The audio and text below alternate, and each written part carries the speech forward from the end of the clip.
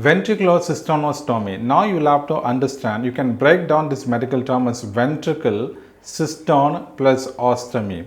There is a communication between the ventricles of the brain, which is the cerebral ventricles or the lateral ventricles, with the cisterna. The cisterna refers to a Cisterna Magna or the Cisterna cerebello-medullaris, because here the provider is making a shunting mechanism from the ventricle to the Cisterna Magna because there is some kind of an obstruction in the flow of the CSF.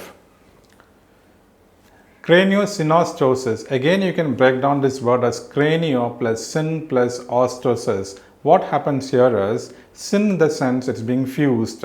So ostosis is a process of formation or fusion of the bones in a premature way. So the sutures get closed even before during the actual time frame of 1.5 years.